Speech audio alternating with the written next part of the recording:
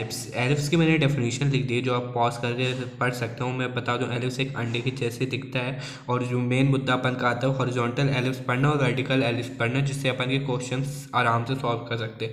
ये horizontal ellipse होता है, जिसके वर्टेक्स होते हैं वो ये होते हैं -a+a-0 और a,0, और जो इसकी फोकस होती है ये होती है उसकी फोकस -c,0 और c,0, ये दोनों इसके फोकस होते हैं।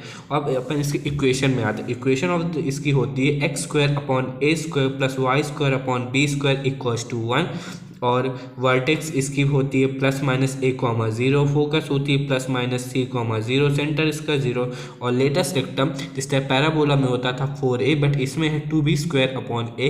इसमें एसेंट्रिसिटी है c/a, और लेंथ ऑफ मेजर एक्सिस जो अपन को बोलेगा वो 2a है, लेंथ ऑफ माइनर एक्सिस, ये सब आपको मतलब पता होना चाहिए। और जो जो अपन को जैसे एसेंट्रिसिटी निकालने के लिए या फोकस निकालने के लिए अपन सी की वैल्यू चाहिए, बट क्वेश्चन से अपन को सी की वैल्यू इक्वेशन से नहीं मिले, इसलिए सी कैलकुलेट करने का फॉर्मूला होता है a² = b² + c²।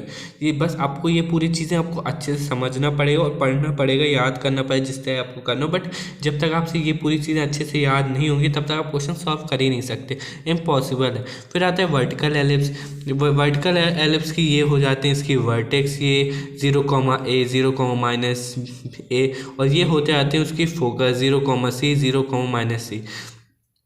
और जो इसकी इक्वेशन होती है इसकी इक्वेशन होती है x² / b² + y² = a², ये इसकी वर्टेक्स हो गई, ये इसकी फोकस हो गई, ये इसकी सेंटर, और लेटेस्ट रेक्टम जो होता है और eccentricity, centre, length of major axis, ये सब बराबर होते हैं। Means centre, latus rectum, eccentricity, length of major axis, length of minor axis, ये मतलब हॉरिजॉन्टल एलिप्स के बराबर ही होते हैं, मतलब एक जैसे ही होते हैं, मतलब इनका इक्वेशन बराबर, इन से इक्वेशन सेम होती है, जो इसे निकालने के लिए फॉर्मूला बोल सकते हैं हम, वो सब सेम होता है। और एक चीज़ इस एलिप्स में एक इम्पॉर्टेंट, जैसे क्वेश्चन बहुत बच्चे कंफ्यूज हो जाते हैं, मान लेते हैं ये जैसे इधर अपन को पहचानेंगे कैसे कि ये बड़ा है कि ये छोटा है, मीन्स इन द सेंस कौन सा एलिप्स है, वर्टिकल है कि हॉरिजॉन्टल है, ए की क्या वैल्यू है, बी की क्या वैल्यू है, ये सब बच्चों में कन्फ्यूज़न होता है। तो उसके लिए अपन एक छोटा सा एग्जांपल, 2 एग्जांपल करते हैं, उससे बहुत ही ईजिली अपन को समझ में आ जाएगा।